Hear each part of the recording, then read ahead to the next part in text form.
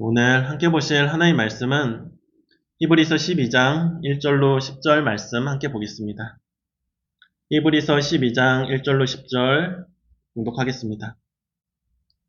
이러므로 우리에게 구름같이 둘러싼 허다한 증인들이 있으니 모든 무거운 것과 얽매이기 쉬운 죄를 벗어버리고 인내로써 우리 앞에 당한 경주를 하며 믿음의 주요 또 온전하게 하시는 이인 예수를 바라보자. 그는 그 앞에 있는 기쁨을 위하여 십자가를 참으사 부끄러움을 개의치 아니하시더니 하나님 보좌 우편에 앉으셨느니라. 너희가 피곤하여 낙심하지 않기 위하여 죄인들이 이같이 자기에게 거역한 일을 참으신 이를 생각하라.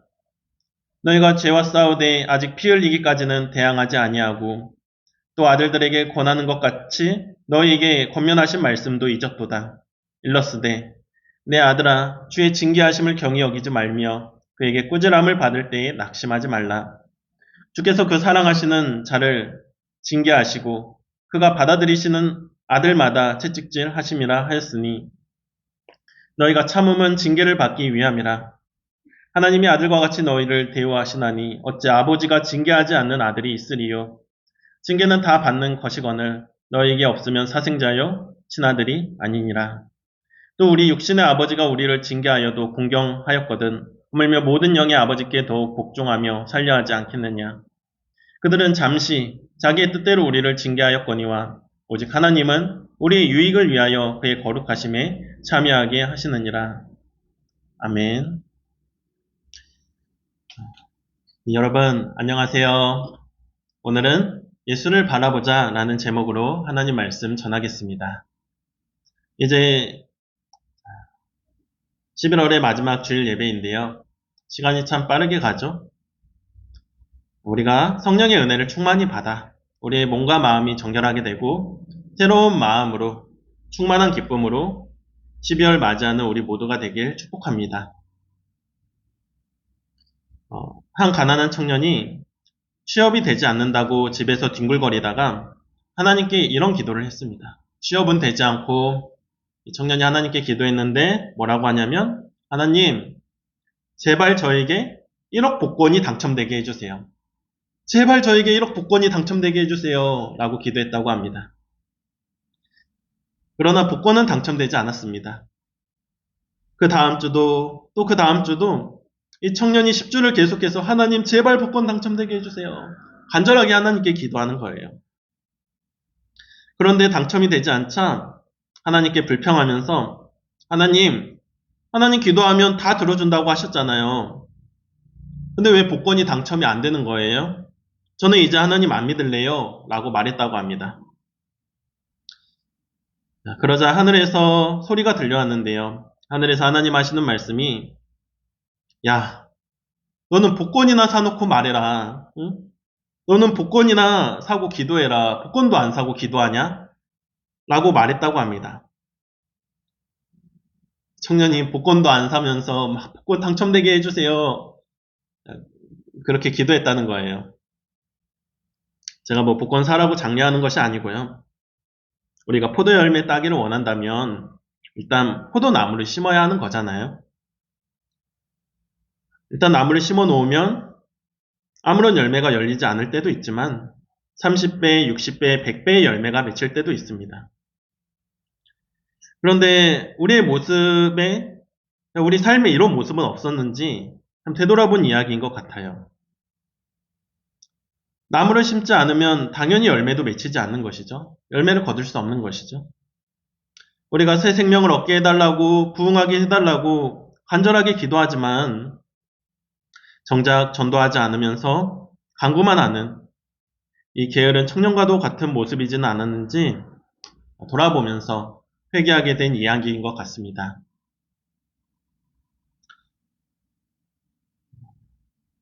여러분, 오늘 말씀을 볼 때 우리 신앙의 길을 뭐라고 표현할 수 있을까요?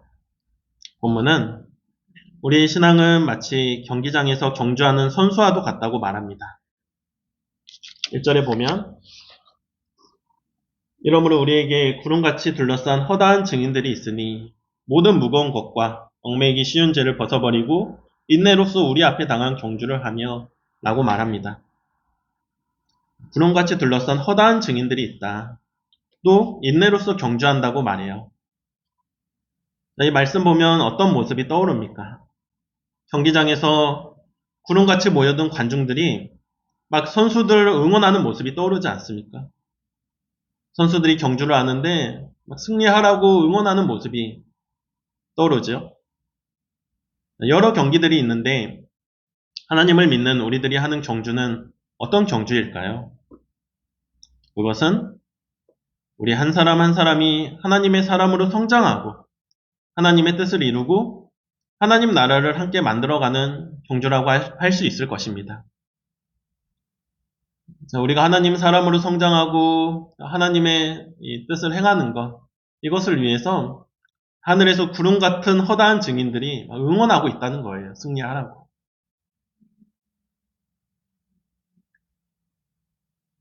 운동선수들 훈련하는 모습을 보면 정말 치열하잖아요. 스포츠 선수들 훈련 모습을 보면 분명한 목적 의식이 있죠. 그리고 훈련 매뉴얼을 가지고 훈련합니다. 마찬가지로 우리가 가는 신앙의 길도 뜬구름 잡듯이 두루뭉실한 길이 아니라 분명한 목적이 있고 상급이 있고 훈련이 있는 길이라는 거예요. 크고 영원한 면류관, 하나님의 상급을 바라보며 우리가 신앙의 경주를 한다는 것입니다. 성경에 보면 바울은 믿음은 반드시 그가 계신 것과 그가 자기를 찾는 자들에게 상 주시는 이심을 믿어야 한다고 말했습니다. 뭘 믿으라는 거예요? 하나님이 살아 계신다는 것과 하나님이 자신을 찾는 자들에게 상 주시는 이심을 믿는 것이 믿음이라는 거예요. 상 주시는 하나님이 계심을 믿으라는 거예요. 여러분은 좋아하는 스포츠 선수가 있으세요? 요즘은 사람들이 월드클래스, 월클 손흥민 선수를 너무나 좋아하죠. 언젠가 손 선수 아버지가 손 선수가 어렸을 때 어떻게 아들에게 축구를 훈련시켰는지 영상을 본 적이 있는데요. 그 영상을 보면서 제 마음이 느껴진 것이 아버지의 사랑이라는 것이 이런 거구나 라고 딱 느껴지면서 참 감동이 되었습니다. 이 아버지가 자신을 스스로 삼류 축구 선수였다고 말합니다. 무명 축구 선수였는데요. 축구만 하다가 은퇴를 하고 나니까 너무나 가난하고 할 수 있는 일이 없는 거예요. 아내와 어린 두 아들 먹여 살리기 위해서 공사판에서 일합니다. 운동만 해서 다른 일을 할 수가 없어요. 많이 배우지도 못했습니다. 가난해서 자식을 어디에 교육시킬 곳도 없어요. 정말 가난하고 잘 배우지 못했습니다. 지방에 살았는데요. 근처 초등학교 운동장에서 어디 훈련시킬 곳이 없으니까요. 그 운동장이 비어 있으면 거기 운동장에서 어린 자식을 데리고 나가서 매일 축구 기본기를 가르치는데 겨울이면 운동장에 눈이 내리잖아요. 그리고 땅이 얼잖아요. 그러면 그 자식 축구 연습을 못 시키니까 그 추운 날 새벽에 그 어두울 때 운동장에 나가서 눈을 다 치우는 거예요. 다 밀어내는 거예요. 그리고 운동장에 염화칼슘을 뿌려 놓습니다. 땅이 얼지 말라고. 그래야 아들을 축구 연습시킬 수 있으니까요.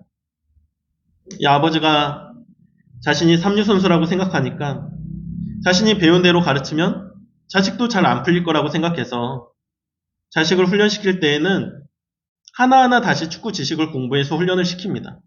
자기가 아는 지식으로 이미 축구 선수였기 때문에 지식이 있을 텐데 그대로 가르치는 것이 아니라 다시 공부하는 거예요. 뭐가 바른 지식인지 공부를 해서 그렇게 자녀를 훈련시키는 것이죠.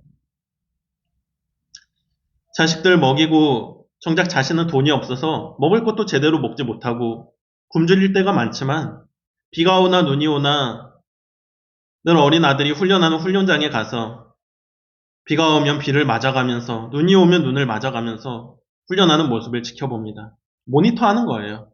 비를 맞아가면서. 그 아버지가 자식한테 말하는 거예요. 흥민아, 아버지는 내가 행복하면 됐다. 아버지는 이 마음으로 충분하다. 오늘도 마음을 비우고 욕심 버리고 승패를 떠나서 행복한 경기를 하고 와라. 라고 말하는데, 참 멋있고 마음에 감동이 되었습니다. 이 아버지가 무슨 뭐 다른 욕심이 있어서 너 세계적인 스타 돼서 돈 많이 뭐 벌어와라. 뭐 이런 욕심이 있어서 이렇게 운동을 시킨 것이 아니고요. 자식이 행복한 삶을 살라고, 자식이 영광스러운 삶을 살라고 자신의 삶을 바쳐서 헌신해서 그렇게 자녀를 가르쳤다는 거예요.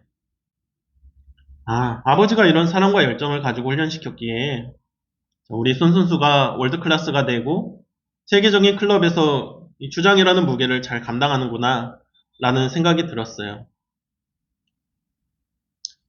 해외 클럽에서 주장을 한다라는 게 얼마나 어깨가 무겁겠어요. 근데 정말 잘하잖아요. 정말 잘 감당하잖아요. 인성도 좋죠. 동료 선수들 잘 보듬으면서 또 실력도 좋고. 아버지의 헌신이 있었구나. 그걸 보게 되었습니다. 아버지는 자신을 삼류 선수였다고 말했지만 사랑과 열정으로 세계적인 선수를 키워낸 인류 감독이 되었고 인류 아버지로 성공한 인생이 되었어요. 이 손 선수는 아버지의 사랑과 열정으로 인해서 영광스러운 인물이 된 것이죠. 우리가 저는 이 영상 보면서 자녀가 영광스러운 삶을 살아가도록 끊임없이 훈련시키는 것이 부모의 사랑이라는 것을 보게 되었습니다. 신앙의 길도 마찬가지다. 하나님께서도 우리를 큰 사랑으로 하루하루 훈련시키시고 연단시키시는데 우리가 훌륭한 선수가 되자면 영광스러운 신앙인이 되자면 인내로서 성실하게 훈련해야 합니다. 힘든 것과 어려운 것과 시험이 있다 할지라도 쓰러지고 포기하는 것이 아니라 운동선수들처럼 그들이 훈련하는 것처럼 한계를 견뎌내고 조금씩 성장해서 나아가기를 원합니다. 1절에 보면 모든 무거운 것과 얽매이기 쉬운 죄를 벗어버리라는 말씀이 나옵니다. 여러분, 우리가 하나님의 상급을 바라보면서 열심히 경주하기를 바라잖아요. 그런데 그것이 마음처럼 쉽지 않습니다.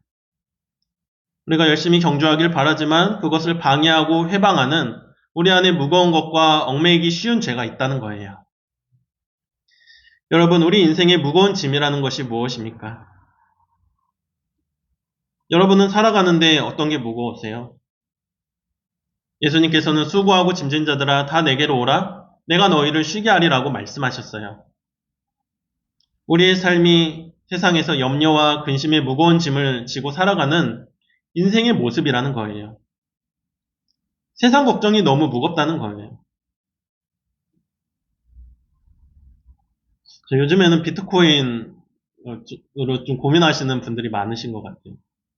비트코인이 오르고 내리는 걱정에 마음이 불안해지고 예수님 생각할 겨를이 없어요. 이게 거의 실시간으로 비트코인이 올랐다 내렸다 하는데 거기에 막 다 마음이 가 있는 거예요. 마음이 불안해지고. 세상 걱정이라는 게 뭐죠? 세상 걱정은 우리가 돈의 노예가 되게 하고 주님께 나아가는 길을 막는다는 거예요. 은혜를 막는다는 거예요. 세상의 염려와 근심을 내려놓고 주님 안에서 참된 평안과 쉼을 얻고 주님과 함께 쉽고 가볍게 신앙의 길을 나아가는 우리가 되기를 원합니다. 또 얽매이기 쉬운 죄라는 것은 무엇일까요? 죄에 얽매이는 모습이 있다는 것이죠.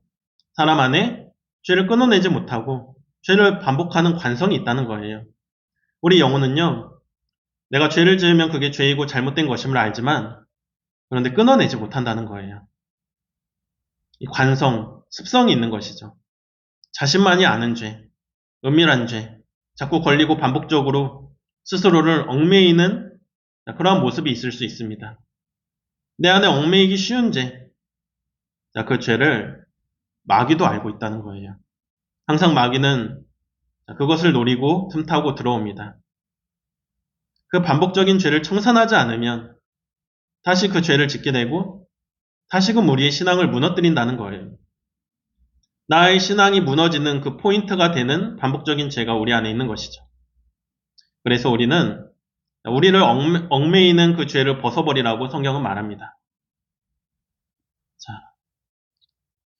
4절에 보면 너희가 죄와 싸우되 아직 피 흘리기까지는 대항하지 아니하고 라고 말씀합니다. 그 죄를 벗고 싶잖아요. 근데 죄와 어떻게 싸워야 되는가? 죄와 싸워서 이긴다는 것은 참으로 어렵습니다. 성경은 피 흘리기까지 너희가 죄와 싸우고 대항하라고 말합니다. 우리가 죄와 피 흘리기까지 싸우고자 하는 이러한 굳은 의지와 자세가 있을 때 성령께서도 도우시어 그러한 정말 우리 안에 마음이 있을 때 그것을 성령께서도 귀하게 보시고 도우셔서 죄의 관성을 끊어내고 승리하게 될 줄 믿습니다. 에베소서 4장 22절로 24절에 보면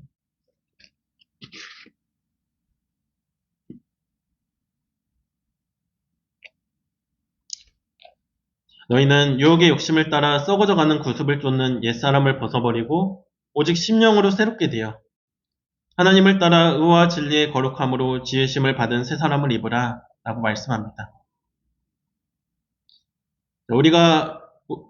우리의 모습이 이 삶의 모습이 유혹의 욕심에 끌려가는 옛사람을 벗어버리라고 옛날 사람이 있어요. 그걸 벗어버리고 마음이 변화되어서 새 사람이 되어야 한다고 말합니다. 잘못된 것이 있다면 끊어내고 새로운 삶을 만들어내라는 것이죠. 작은 변화라도 하나씩 실천해 나가야 합니다. 하나님은 우리를 사랑하시니까 우리가 훌륭해지기를 원하세요. 그러니까 훈련도 시키시고 징계도 하시는 것이죠. 제가 이 말씀 보면서 삼촌 이모의 사랑과 아버지 어머니의 사랑이 뭐가 다를까? 다르잖아요? 깊이가 다르죠. 차이가 뭘까 한번 생각해 봤습니다. 저희들이 삼촌 이모를 너무 좋아해요. 오기만을 기다려요. 삼촌 이모 오면 잘 놀아주고 막 오냐오냐 해주고 먹고 싶은 거 있으면 편의점 데려가서 과자도 잔뜩 사주니까 너무 좋아해요. 선물도 많이 사주고. 삼촌 이모의 사랑도 좋고 또 할아버지 할머니의 사랑도 좋고 아이들은 다양한 사랑을 받으면서 자라면 좋은 것 같습니다. 그러나 가장 중요한 사랑은 부모의 사랑이죠. 삼촌 이모는 아이가 응석 부려도 오냐오냐 다 받아주는데 아빠 엄마한테 잘못 응석 부렸다가는 따끔하게 혼나니까 아빠 엄마 눈치를 살피잖아요. 과자 같은 것도 너무 단 것은 잘 사주지 않고 과자 많이 먹으면 혼나지요. 삼촌 이모와 아버지 어머니 사랑이 뭐가 다를까 생각해보면 아이에 대한 책임감이 있습니다.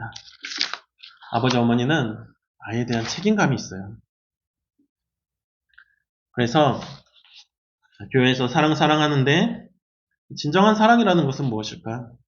그것은 사랑이라는 것이 뭐 딱 한 가지로 정의하기는 어렵잖아요. 여러분도 다 사랑에 대해서 느끼는 감정들이 있고 사랑은 뭐다 이렇게 생각하시는 것들이 있으실 텐데 하나님의 사랑은 이 깊은 사랑은 책임지는 사랑이라고 할 수 있습니다. 좋은 목자는 어느 목자일까요? 좋은 목자도 양들을 책임지는 책임감 있는 목자가 좋은 목자라고 할 수 있습니다. 사랑한다면 그가 훌륭한 사람이 되고 영화로운 사람이 되게 하기 위해서 온 힘을 다해서 끌고 가는 것이죠. 부모의 사랑이 이렇고 하나님의 사랑이 이렇다는 거예요. 부모가 자식한테 먹고 싶은 과자 마음껏 먹으라고 하고 귀찮으면 야, 너 힘들어? 귀찮아? 그럼 포기해. 하지 마. 이렇게 말하고 울고 뗐으면 그냥 다 해준다면 그건 성숙한 사랑이 아닐 것입니다. 어린 애들도 훈육을 하지 않으면요. 애들 예쁘다 그래서 잘못된 행동을 떼쓴다고 해서 그냥 용인하면 감정적인 통제력이 상실되고요. 애들이 자기의 감정을 다스릴 수 없는 사람으로 성장해요.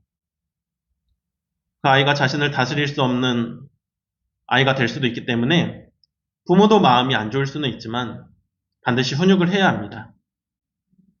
아이가 바른 사람으로 자라서 기쁘고 행복한 인생이 되게 하고픈 부모의 사랑이 있는 것이죠. 책임감이 있는 것이죠. 우리가 하나님의 사랑에 있어서 혼동이 있으면 안 됩니다. 너를 위해서라면 무엇이든 할 수 있고 생명까지도 아깝지 않은 것이 예수 그리스도를 통해서 계시는 하나님의 사랑입니다. 자, 맞습니다. 맞아요. 그러나 우리를 사랑하시기에 그 동일한 사랑으로 또한 우리를 훈련하시고 연단하신다라는 거예요.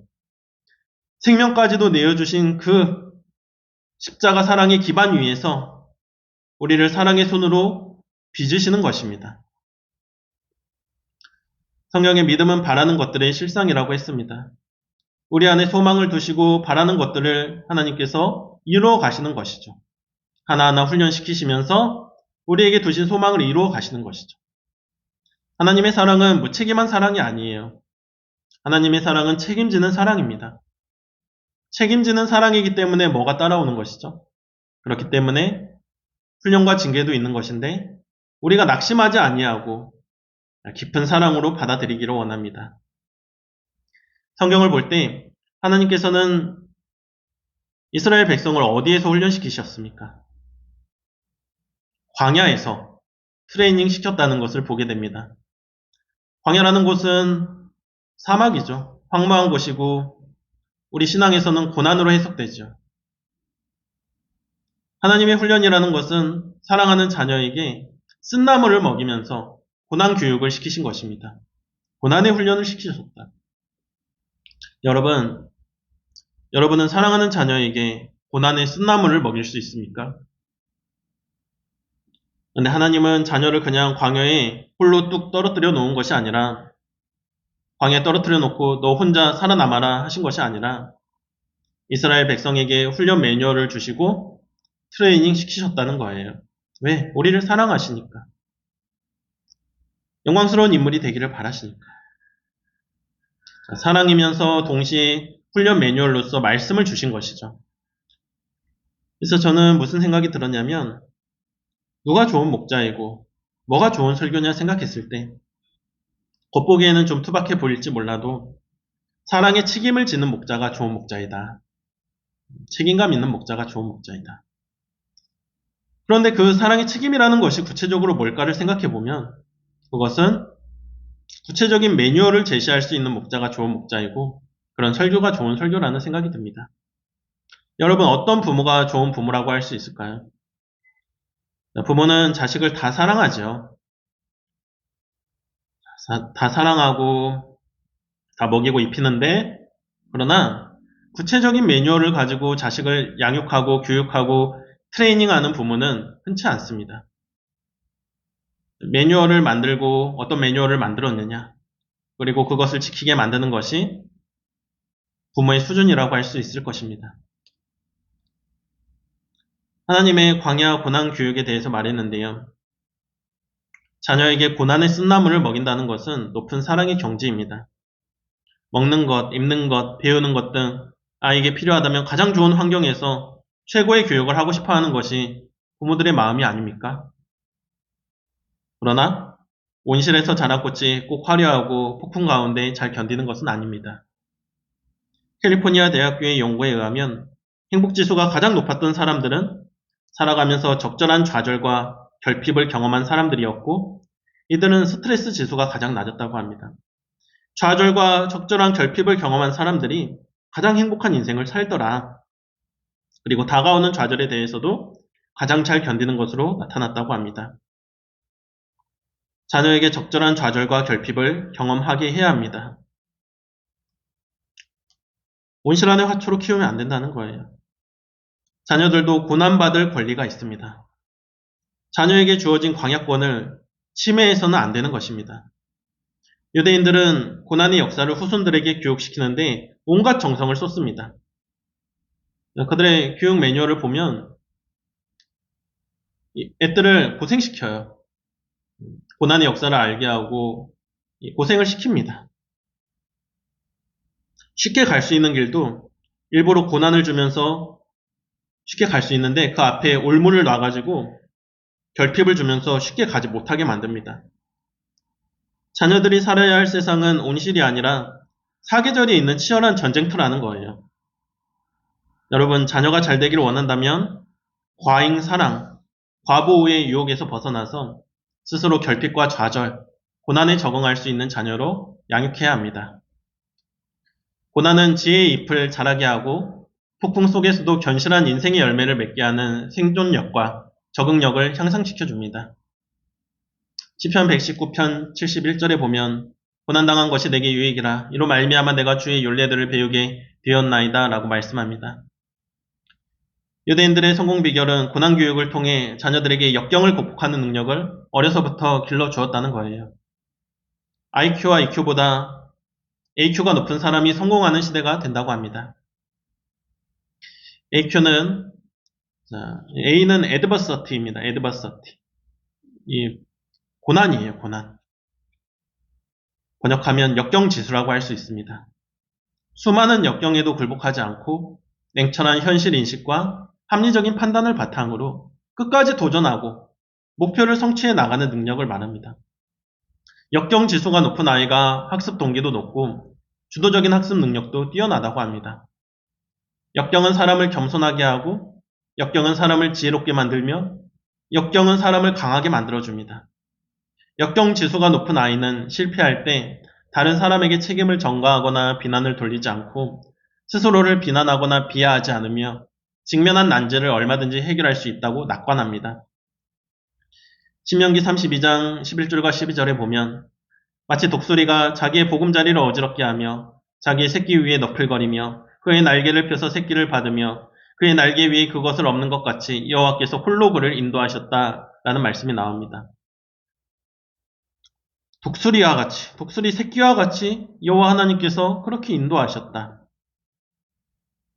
하나님은 참새 새끼로 우리들을 훈련시키신 게 아니라 창공의 제왕, 독수리가 사랑하는 새끼를 강하게 훈련시키는 것처럼 독수리가 되도록 우리를 훈련시키신다는 거예요. 여러분, 독수리가 어떻습니까? 독수리는 이 보금자리를, 둥지를 절벽의 가장 높은 곳에 마련합니다. 그 절벽 끝에 둥지를 마련합니다. 둥지를 만들 때 보통 새들이 좀 부드러운 지푸라기나 이런 것으로 둥지를 만드는데 독수리는 둥지를 만들 때 단단하고 까칠까칠한 가지로 둥지를 만들어요. 새끼가 평안하지 못하게 하는 거예요. 둥지가 딱딱하니까 평안하지 않습니다. 그것뿐만이 아니라 어미는 새끼들이 평안하지 못하도록 보금자리에 날갯짓을 해서 둥지를 어지럽게 만듭니다. 엄마가 둥지 위에서 막 날갯짓을 하니까 이 새끼들이 보금자리에서 강제로 떨어지게 되는 것이죠. 날개를 막 너풀거려서 새끼들을 떨어뜨려요. 절벽에서. 새끼가 높은 꼭대기에서 떨어지며 아이고 나는 이제 죽는구나 하고 비명을 지르면 어미 독수리는 새끼가 땅에 떨어지기 바로 직전에 재빨리 그의 날개를 펴서 새끼를 받아 등에 업어서 살려낸다는 것입니다.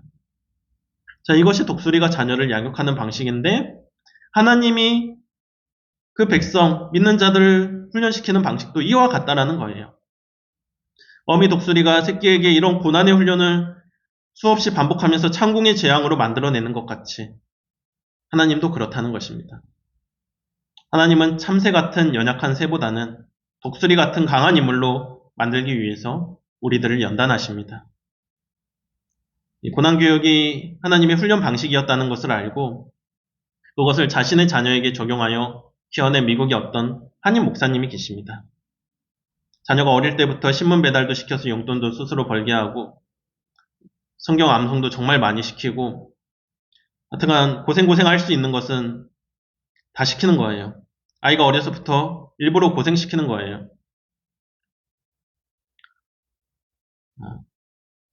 이 목사님의 자녀들이 잘 자랐을까요? 아이들이 전부 실력 있고 인성이 좋은 인재로 자라났습니다.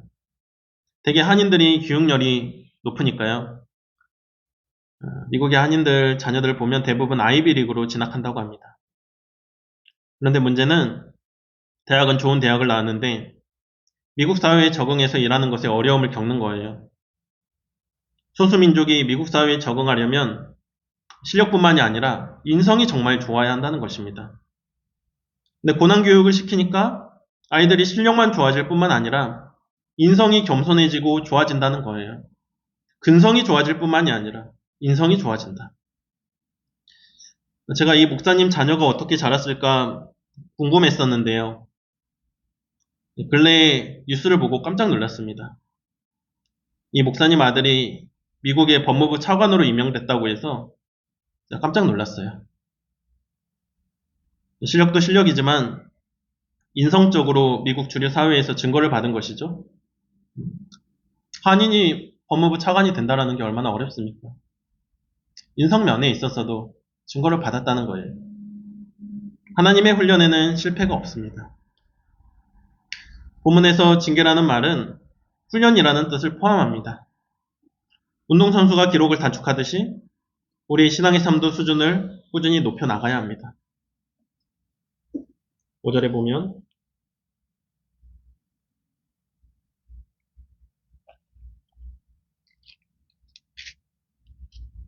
5절에 보면 내 아들아 주의 징계하심을 경히 여기지 말며 그에게 꾸준함을 받을 때 낙심하지 말라. 이렇게 나오죠. 먼저는 주의 징계를 경히 여기지 말라고 너에게 권면하신 말씀을 잊었도다. 경히 여기지 말라고. 흘려들어서는 안 된다고 말씀합니다. 징계를 들었다면 어떻게든 변화시켜 나가야 한다는 거예요. 그리고 두 번째, 징계를 받지만 낙심하지 말아야 한다고 말합니다. 내가 아들이기 때문에 나를 사랑하시니까 징계를 주시는 거라고 말합니다. 내가 높아지고 내가 훌륭해지기를 간절히 바라는 마음으로 주시는 거라고 말합니다. 우리의 신앙이 왜 훈련이 있습니까? 왜 이렇게 하나님의 징계가 있냐고 묻습니다. 그것은 하나님이 우리를 자녀로서 사랑하시고 사랑의 관계이기 때문에 그렇습니다. 나를 사랑하시는 하나님임을 믿고 가야 합니다. 낙심하지 말라고 말합니다. 그 깊은 곳에 흐르는 사랑을 우리가 알기를 원합니다. 그 사랑을 알아야, 깊이 알아야 낙심하지 않는 것이죠. 아버지의 사랑임을, 그 또한 아버지의 사랑임을 잊어서는 안 된다고 말합니다.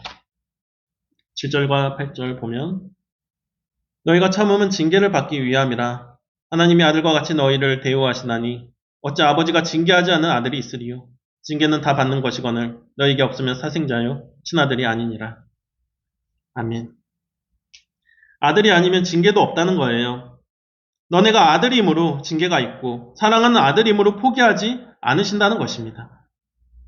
아들이니까 끝까지 붙으신다는 거예요. 하나님은 끝까지 우리를 사랑하십니다. 하나님은 끝까지 우리를 포기하지 않고 연단하십니다. 우리가 말씀을 따라 순종해서 가기를 원합니다. 본문 2절에 보면 믿음의 주요 또 온전하게 하시는 이인 예수를 바라보자 라고 말씀합니다. 예수를 바라보자. 우리 앞에 당한 경주를 하며 여러 고난들이 있지만 그 경주를 하며 우리에게 가장 중요한 것은 무엇인가? 바로 믿음의 주요 또 온전하게 하시는 이인 예수를 바라보는 것이 가장 중요하다는 것입니다. 예수를 바라보라는 거예요. 고난의 경주 가운데 예수를 바라보라는 것입니다. 훈련 중에 너무 고생해서 다른 곳으로 세상에 눈 돌리면 안 되고 믿음의 주요 또 우리를 온전하게 하시는 이인 예수를 바라볼 때 우리가 신앙의 길에서 세상에서 승리할 수 있다는 것입니다. 예수님께서 마지막에 십자가를 앞두시고 제자들에게 지금 내 안에 기쁨이 있는데 이것이 너희 안에도 있어 너희 기쁨을 충만케 하기를 원한다고 말씀하셨어요. 어떻게 십자가를 앞두고 그 참혹한 십자가를 앞두고 마음에 기쁨이 있을 수가 있습니까? 그리고 그 기쁨이 너희에게도 충만하기를 원한다. 여러분, 예수님 안에 충만했던 기쁨, 그리고 예수님이 우리 안에도 충만하길 바라는 기쁨이란 무엇일까요? 그것은 바로 하나님의 사랑으로 말미암은 기쁨입니다. 하나님의 사랑으로 말미암아 얻게 되는 생명, 그것으로 인한 기쁨이에요. 십자가의 희생으로 우리 안에 이루어질 구원으로 인한 기쁨, 우리 안에 이루어질 하나님 나라로 인한 기쁨이라고 할 수 있습니다. 예수님은 이 기쁨을 위해서 고난을 받으셨고 그리고 저주의 십자가를 참으셨습니다.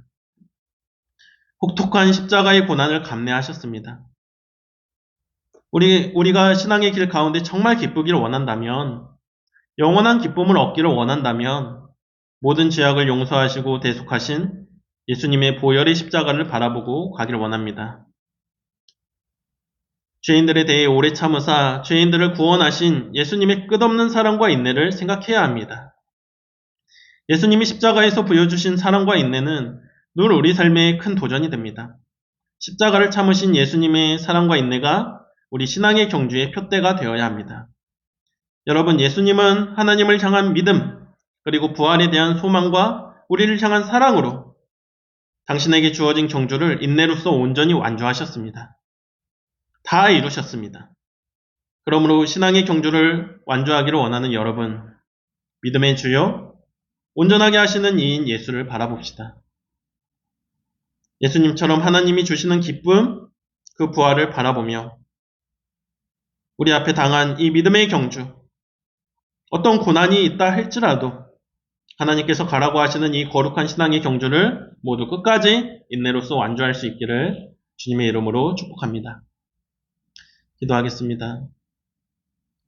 은혜로우신 주님, 하나님께서 저희들을 아들로서 사랑하시고 우리들의 삶이 영화로운 인생, 또 훌륭한 사람들로 자라나기를 소망하시며 우리를 훈련시켜 나가신다는 것을 보게 되었습니다. 훈련 가운데 광야와 같은 고난이 있다 할지라도 우리를 참새가 아니라 이 독수리와 같이 정말 강인한 신앙인으로 훈련시키시는 이 하나님의 사랑이 있다는 것을 알고 저희가 십자가를 바라보며 참고 견디고 인내해서 승리의 면류관을 얻는 자들이 되게 하여 주시옵소서. 오늘 귀한 말씀 주심이 감사하며 사랑이 많으신 예수 그리스도의 이름으로 기도드렸습니다. 아멘. 지금은 주신 말씀 묵상하시면서 함께 기도하는 시간 갖겠습니다. 우리가 정말 하나님의 사랑을 알고 우리 신앙의 길 가운데, 신앙의 경주 가운데 고난이 있다 할지라도 영광의 면류관을 바라보며 하나님의 크신 사랑을 기억하고 잘 견디고 승리하는 자들이 되기를 원합니다. 기도하겠습니다.